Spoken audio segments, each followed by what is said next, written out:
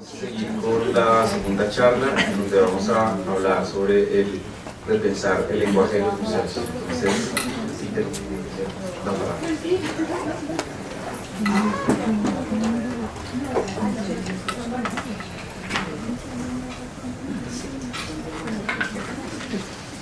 Okay, thank you for staying here. I feel flattered. I would like to continue with discussing the same topics as before, but using different words. But in the end, it's always about the same. In this case, language should be understood in a somewhat broader sense. I will speak about words, but I will start at least from a somewhat broader understanding of language, the way museums communicate their narratives.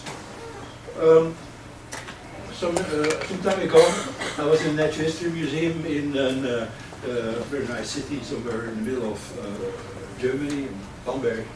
And it was, as you understand here, biodiversity of duckwork. I don't know if you recognize, because the graphics. Donald Duck, you're familiar with Donald Duck? Okay. I'm sorry. Donald Duck, yeah? Maybe it's a generation thing. But the Natural History Museum was making an exhibition about biodiversity in these cartoons. Giving a sort of natural history of all these animals that are drawn in these cartoons. And the highlight, of course, was an authentic skull of one of these prehistoric instances of Donald Duck. Isn't it great? It's a beautiful museum, as you can see. It's a very historical sort of display, and inserted in the authentic object there was this other authentic object. And I like that so much. It is using this traditional language of museum, but with an ironic twitch. And people, the visitors, may not expect it, seeing this skull and start to question. Actually all the things that I would like to question with you as well. I think this is a very powerful use of the language of museums. It doesn't work always, but in this case I think it worked very, very well. Because if we speak about trust, the trust in museums, people have in museums, is based on the authority of museums, about the competence, the expected competence of museums, but also it's about this language of the museums, the museum method, because the museums show objects, and objects cannot lie. Objects are facts. That's how it's perceived by the visitors in general. Objects are facts. Objects cannot lie. And that's why people trust us, because we show these objects. But you, all very experienced museologists, you know that it's not true. And that is what worries me. I mean, it is this problem that people trust us, as I said before, people trust us, that it's a treasure. It's a very interesting starting point to work with the diversity of communities, but at the same time the sort of burden. This is a responsibility, because we know how much we lie with objects. The Mona Lisa was, I think, mentioned by Eugene as a sort of ideal typical object. But what is the original Mona Lisa?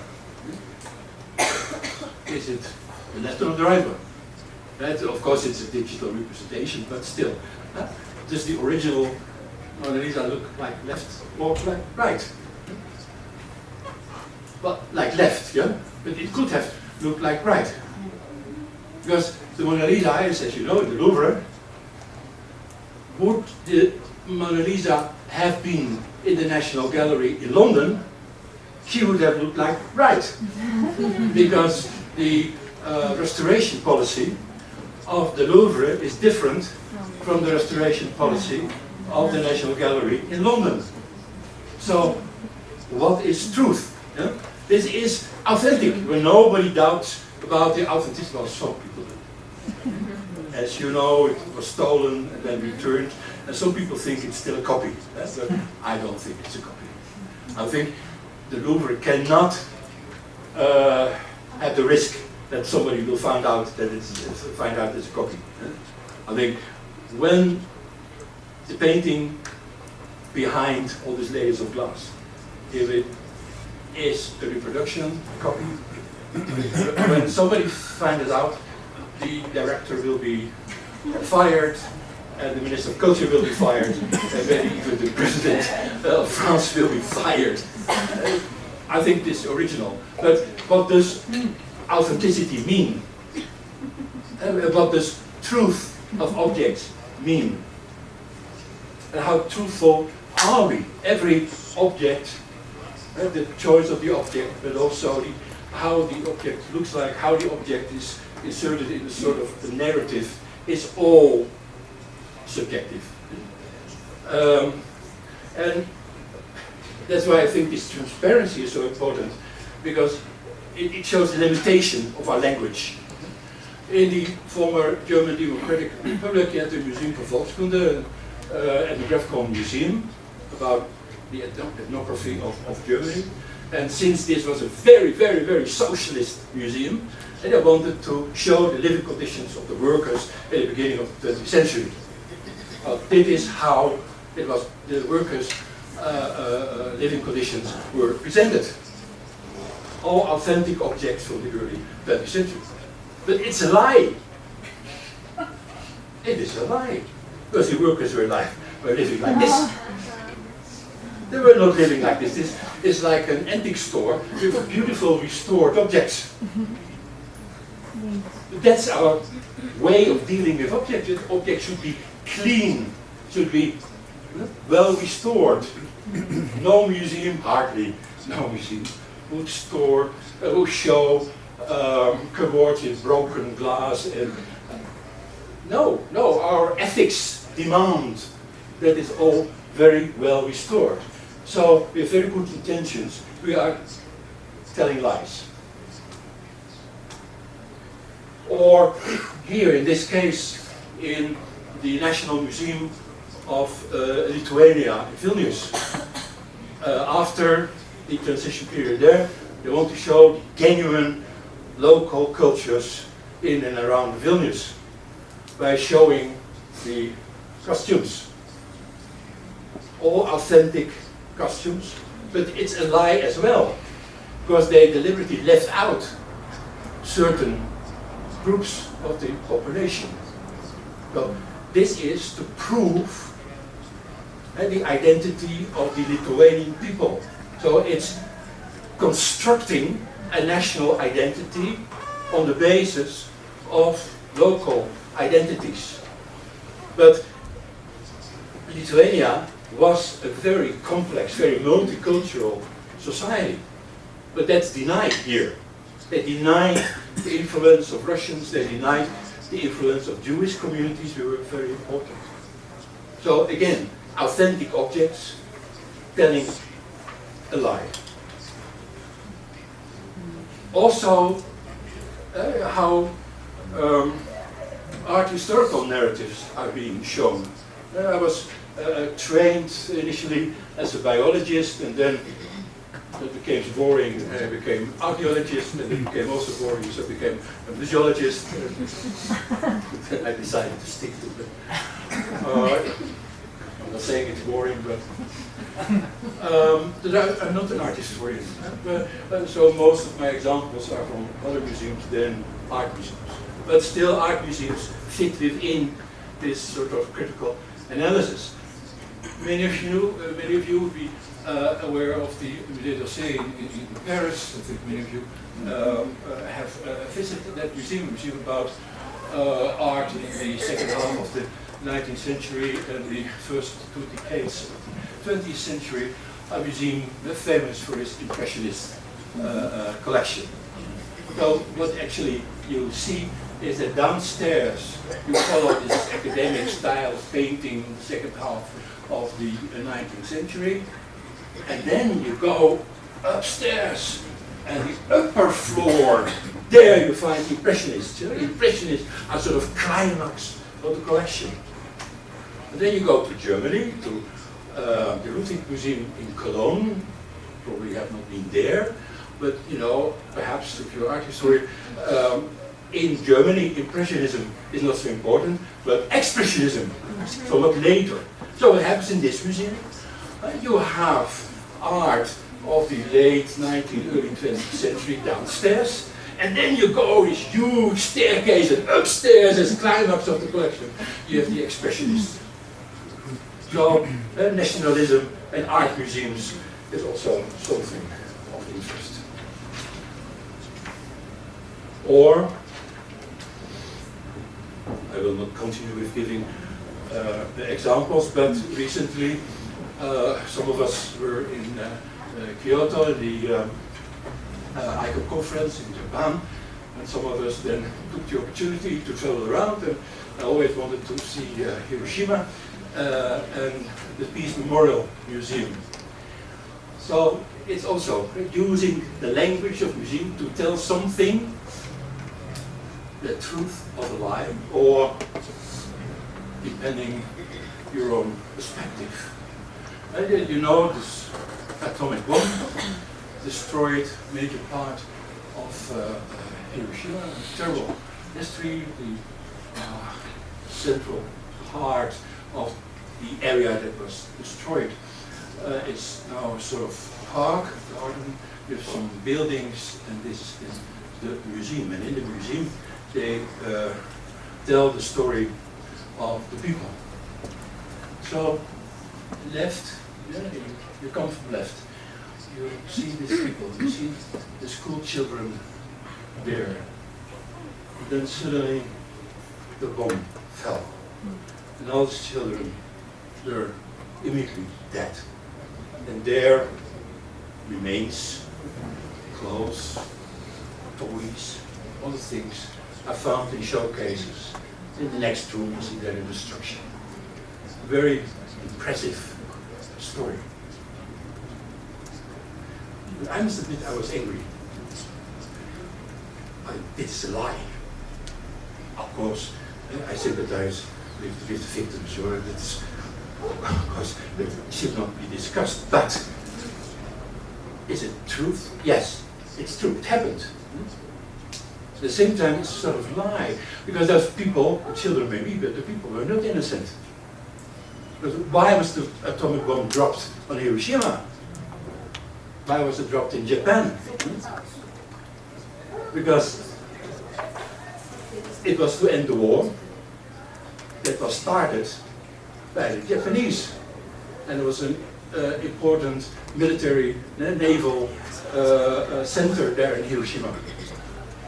And people were not innocent. They were very much aware of what happened. They were all in some way or another involved in this military industry. So of course they were a victim, but at the same time they were also perpetrators. The parents of my first wife, they were in Indonesia and they were imprisoned in Japanese concentration camps. They have their own head. They don't live anymore, but they had their own opinion about the Japanese, the role in the war. And they would have a very different sort of view on how authentic the story is. Well, I'm saying nothing new, of course, but still this haunts me if I speak about museums, about honesty, about neutrality, objectivity, academic trustfulness. Yes, it's all true, but at the same time there is also another side, and we should be thinking about it, and we should be honest, and we should find some sort of balance between the variety of truths. Let me then focus more on the other elements of the language that we use in our museums. Explore the problems, for example, of using maps. Every museum, almost every museum, uses maps. But very few museums reflect on the ideological issues of maps. Most museums tend to use this map. Maybe in your part of the world less so than in my part of the world, but still. And this traditional MacArthur projection, which is in century, is the most common used type of maps. But you know it really doesn't represent the actual dimensions of the different continents, but has to do with technical things which I do not understand completely, that has to do with projection. So there are other versions of maps doing more justice to the size of the relative size of the continents. But it's always sort of interpretation. But again, my point is here that very few museums reflect on what sort of map they use. Why don't they use this map? I think in your part of the world may be more appropriate than this other map. But why should Europe be on the top of everything? It's sort of interpretation, yeah. Makes sense, but still.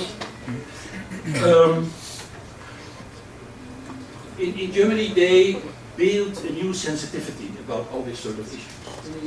In Germany, the discourse on colonialism came rather late as compared to other countries in Europe. Very late as compared to England, for example. But very late, but now a very interesting and very intensive sort of discourse.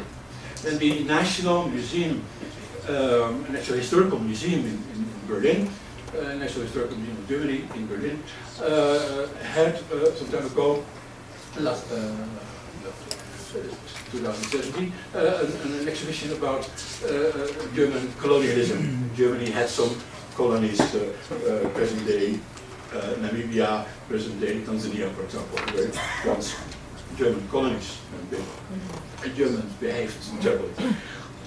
But in this exhibition was the first time that a major museum discussed with the audience all these sort of issues, discussing the use of maps, and discussing, for example, in this text, this is a German text, but discussing here the meridian of Greenwich, you know, this, from where we start to calculate the places of birth. Why is it the Greenwich? You know, before it was the meridian of Paris, and before it was the meridian of Paris, and there was even the meridian of Greenwich. But very interesting, but it all, let's say, political sort of issues, okay? Very much connected with colonialism.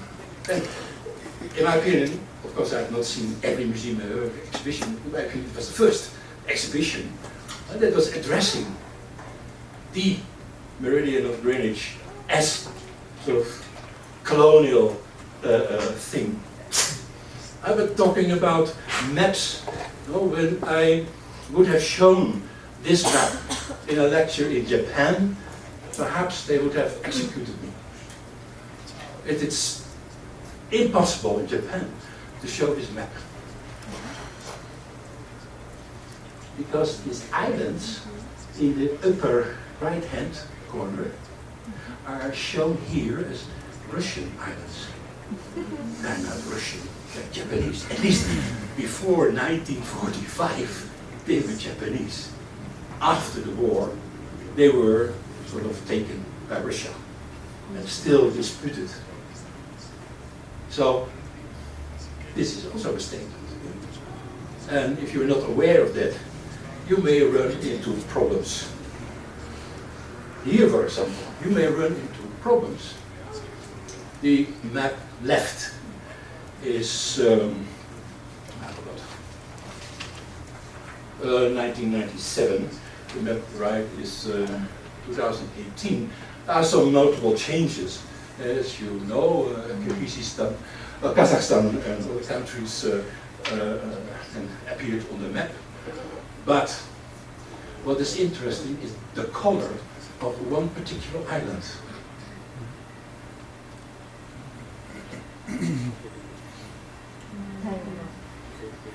Taiwan.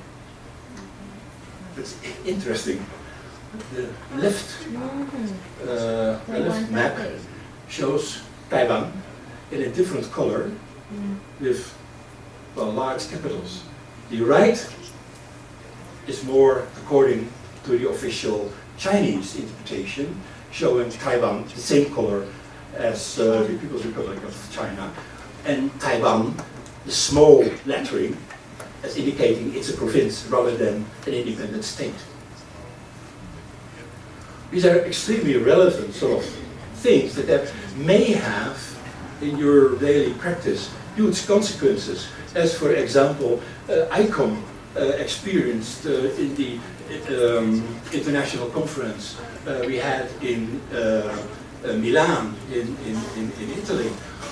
Then the Chinese, ICOM China, discovered that in the program, colleagues giving presentations were identified as coming from Taiwan. And then the staff of ICOM, during the night, had to, how do you say that, to block Taipei's references to Taiwan, because it was suggesting that Taiwan was an independent sort of nation rather than just a province of China. I didn't collect many examples, but in the end, it all had consequences in your loan agreements with, for example, China or Japan, or here. Well, some people would say, apart from the problems between Pakistan and India, some people would say, well, the whole country is not shown on the map. Tibet. And here the National Gallery in Prague, Czech Republic, showing this map of this flag of Tibet, celebrating something. I'm sure they will never be able to make an exhibition with objects coming from China. Chinese are very sensitive about it. And here again, you can say, well, we have neutrality, we are neutral, we are objective, but what does then truth, objectivity mean?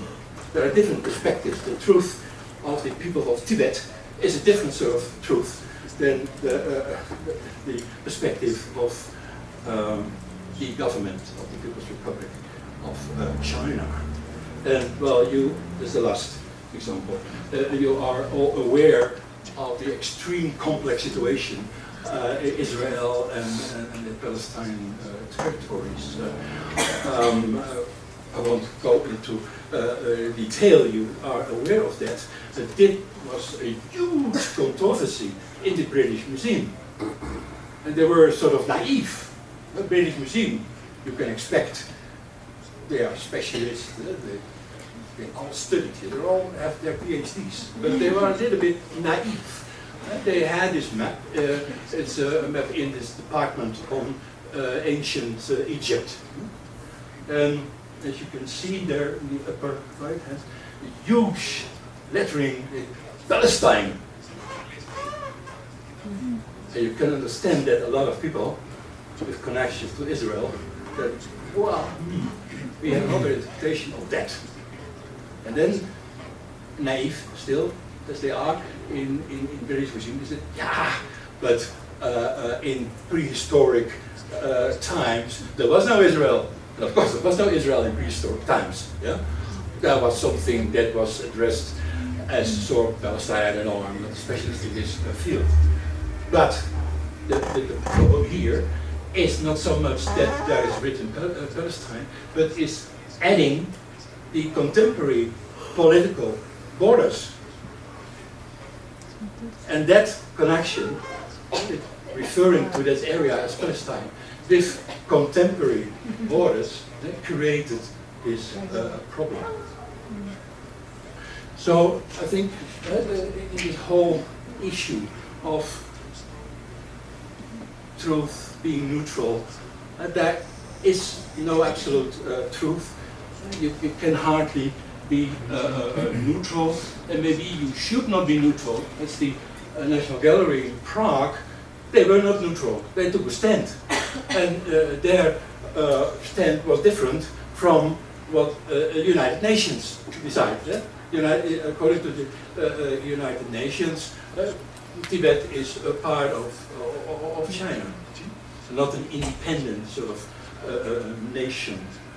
So it has also to do with what I referred to before. All these maps, in some way or another, relate to this issue of being inclusive. It relates to the issue of empowerment. Who do you want to empower? Do you want to empower the government of the People's Republic of China, or do you want to empower the Tibetan people? Which Tibetan people do you want to empower? Those that live in Tibet, or those that came from Tibet and live in India now? There is no easy way out. If you think museums should take a stand, then you are in the end involved in very, very complex political issues. So, what in this case, what does the representation mean? Who do you represent? And what are the terms of representation? Going to language in more specific terms. It already starts with the title of an exhibition. I don't know how often you have discussions if you're director about the title of the exhibition, that in itself can raise all sort of ethical questions. And this is the Jewish Museum in London, and they made recently an exhibition about Jews and money. And you know how sensitive this issue is. Jews and money are always connected. Be it Rothschild, be it Soros, Jews by definition are wealthy and use the money to control the world. So that's what they want to discuss. But what sort of title? Do you want to have a catchy title to attract a lot of people? Do you want an ironic title? But how much irony can people understand in the context of anti-Semitism?